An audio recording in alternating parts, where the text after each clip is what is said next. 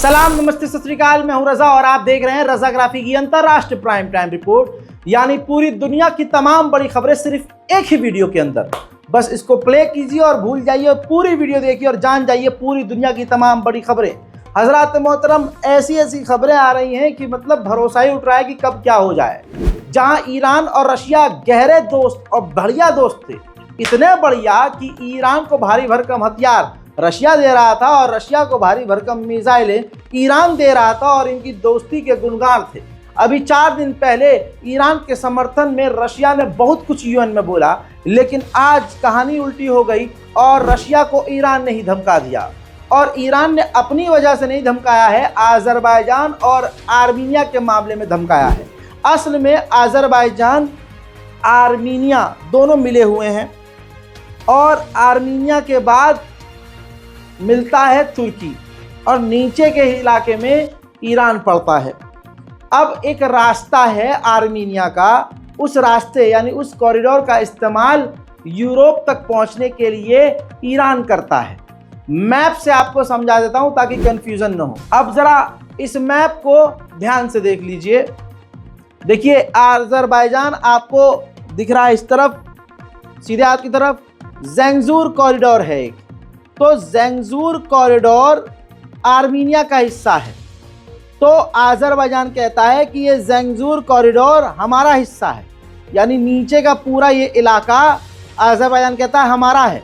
और अगर अजरबैजान को ये इलाका मिल जाता है तो नीचे देखिए ईरान है, तो ईरान और आर्मीनिया के बीच में अजरबैजान आ जाएगा और इसके ही रास्ते, ज़ेंगज़ूर के रास्ते ईरान ऊपर की तरफ यानी यूरोप की तरफ जाता है।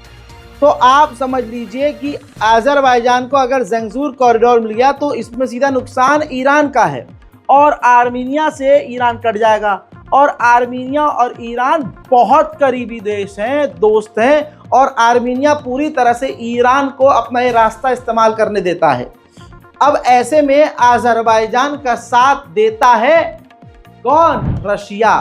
तो इससे पहले कि रशिया कुछ बयान दे, रशिया को धड़ल्ले से हड़का दिया ईरान ने और कह दिया कि आर्मीनिया और अजरबैजान हमारे पड़ोसी हैं और पड़ोसी की ज़मीन हमारे लिए ज़रूरी है, उसकी जो अखंडता और एकता है हमारे लिए ज़रूरी है। ज़ेंगज़ूर कॉरिडोर आर्मीनिया का है, अजरबैजान का नहीं।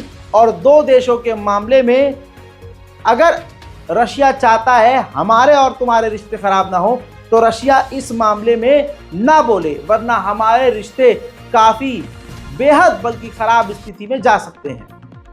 दोस्तों, इसके बाद कहा जा रहा है कि ईरान और रशिया के बीच तनाव पैदा हो गया है। उधर डोनाल्ड ट्रंप ने तो ऐसी बात कही है कि पहली बार उसके बयान से ईरान को फ़ायदा हो सकता है।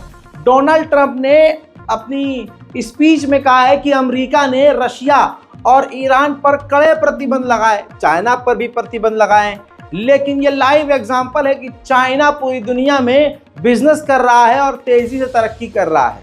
लाइव एग्जांपल रशिया और ईरान है। दोनों पर, ईरान और रशिया पर कड़े प्रतिबंध के बाद भी ये सामने है कि दोनों ने ग्रोथ किया है, दोनों की करेंसी अच्छे लेवल पर बढ़ी है और दोनों तेजी से तरक्की कर रहे हैं। और इन पर पाबंदी लगाने का नुकसान डॉलर को ही हुआ है, यानी रशिया और अमेरिका पर पाबंदी लगाने से डॉलर ही कमज़ोर हुआ है। तो डोनाल्ड ट्रंप के इस बयान से अनुमान लगाया जा रहा है कि अगर डोनाल्ड ट्रंप जीत जाते हैं तो ईरान से कई सारे प्रतिबंध को हटा देंगे। अब डोनाल्ड ट्रंप के ईरान के फ़ायदे वाले इस बयान के बाद ईरान ने भी क्लियर कर दिया कि भाई साहब, अमेरिका के राष्ट्रपति चुनाव में हम कोई भी टांग नहीं अड़ा रहे हैं। वहीं पाकिस्तान ने ईरान को सफाई दी है कि गैस पाइपलाइन हम अपने तरफ की इसलिए पूरी नहीं कर पा रहे हैं क्योंकि इंटरनेशनल सैंक्शंस हमारे लिए बड़ी मुसीबत है, यानी अंतर्राष्ट्रीय लेवल पर हम पर पाबंदी की जो तलवार लटक रही है उससे हमें बड़ा नुकसान हो सकता है। हज़रात मोहतरम, ये आप देख रहे हैं रजाग्राफी, हमारे मेन चैनल पर आप ये हमारा वीडियो देख रहे हैं, लेकिन हमारी दुनिया की तमाम बड़े बड़े अपडेट्स के लिए हमारा दूसरा चैनल रजाग्राफी अनस्क्रिप्टेड मौजूद है, जिस पर हर 2-3 घंटे में लगातार अपडेट आ रही है। तो मेरे दोस्तों उस चैनल को भी जाके सब्सक्राइब कीजिए। और रज़ाग्राफी पहली बार उन लोगों के लिए अपॉर्चुनिटी लेके आया है जो छोटे मोटे बिजनेस कर रहे हैं और उनकी प्रमोशंस नहीं हो पा रही है। 4 साल में कभी हमने कोलैबोरेशन नहीं किया है, ना हमने कभी किसी को प्रमोट किया है। तो मेरे दोस्तों इस तरह से आप हमारे वीडियो के अंदर ऐड, जी हाँ एडवर्टाइज अपने ब्रांड के लिए कर सकते हैं। और ठीक इसी तरह से वीडियो के साइड बार में भी आपके प्रोडक्ट और कंपनी का ऐड हो सकता है, एडवर्टाइज हो सकता है। लिहाजा आपके लिए पोर्टल खुला हुआ है, इसी पट्टी पर आप देख सकते हैं। नीचे हमारा razagarafibusiness@gmail.com इंक्वायरी का ईमेल है। बता दूं भाई साहब, फ्री में सब कुछ नहीं मिलता है, पेड सर्विस है। आप जाइए हमारी टीम से ईमेल पर बात कीजिए। अब आगे बढ़ते हैं। उधर चाइना सिरदर्द तो बनता ही जा रहा है। चाइना ने अपने शिपयार्ड, बोहाई शिपयार्ड, जो परमाणु शिपयार्ड है जहां पर चाइना की परमाणु शिप तैनात होती है और वहां पर आती है, खबर यह है कि उसने अंदर ही अंदर अंडरग्राउंड उस शिपयार्ड का एरिया बढ़ा दिया है, साइज बढ़ा दिया है, जिसकी वजह से चाइना के अगेंस्ट, यानी जैसे भारत है, अमेरिका है, इन सब के लिए मुश्किल खड़ी हो सकती है। एक लंबे समय के बाद म्यांमार का एक अपडेट जान लीजिए। म्यांमार में एक बार फिर से खतरनाक नरसंहार की संभावनाएं बढ़ चुकी हैं। म्यांमार की मिलिट्री ने हवाई हमला अपनी ही जनता पर करके 11 बेगुनाहों को कत्ल कर दिया है। वहीं म्यांमार की जो जनता मिलिट्री है वो भी कमजोर नहीं है। ये तस्वीर देखिए, म्यांमार की आम मिलिट्री ने, यानी जो आम जनता ने मिलकर फौज बनाई है, उसने म्यांमार की ऑफिशियल, यानी म्यांमार की ऑफिशियल मिलिट्री हेलीकॉप्टर को मार गिराया। उधर मेरे दोस्तों बांग्लादेश का भी हाल बेहाल है। बांग्लादेश में खतरनाक बाढ़ की वजह से 71 लोगों की मौत हो चुकी है और लाखों लोग बेघर हैं। उधर बांग्लादेश की नई सरकार पूरे बांग्लादेश को बदलने के लिए सोच रही है। जैसे बांग्लादेश का झंडा बदला जाए, बांग्लादेश का राष्ट्रगान बदला जाए, बांग्लादेश की हर वो चीज़ बदली जाए जो अब तक जैसी थी चलती आ रही थी। बांग्लादेश की नई गवर्नमेंट ने कहा है कि बांग्लादेश नया अफगानिस्तान नहीं बनेगा।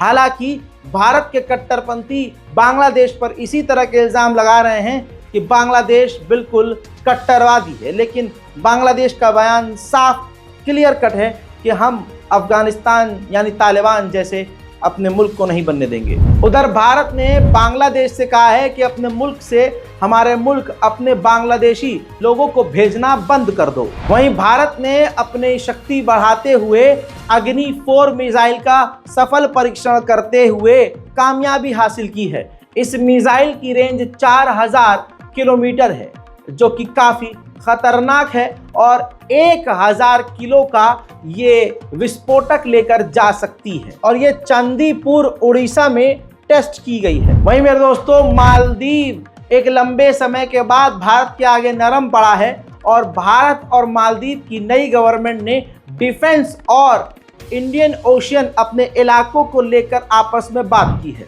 इस वक्त भाई साहब फ्रांस का जो नाइजर है वो अमेरिका और फ्रांस पर बहुत भारी पड़ा है। अमेरिका और फ्रांस की सेना को भगा भी दिया है और वहाँ के जो लीडर हैं उन्होंने फ्रांस से कहा है कि 65 सालों तक जो हमारे मुल्क में लेकर आपने लूटा है, अब उसको कैश में वापस कर दो। उधर चाइना ने 10 सैटेलाइट और अंतरिक्ष में लॉन्च कर दी है।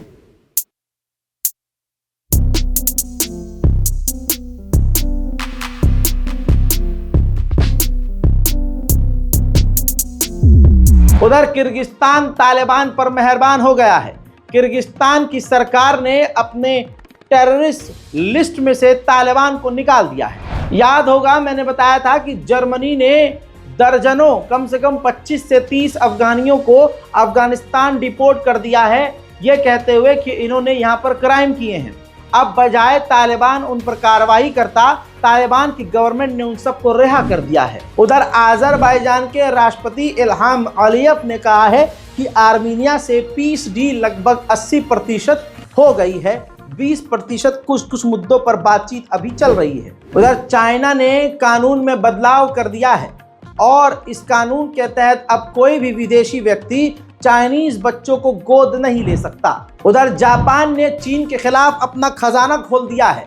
$58 बिलियन खर्चा करेगा अपनी एयरफोर्स को मजबूत करने के लिए, स्टील्थ विमान लेने के लिए, खतरनाक मिसाइल, रॉकेट और एयर डिफेंस लेने और बनाने के लिए। मेरे दोस्तों, एक पाकिस्तानी कैनेडियन, जिस पाकिस्तानी के पास कनाडा की नागरिकता थी, वो अमेरिका में मौजूद था, घूमने फिरने के बहाने से गया होगा।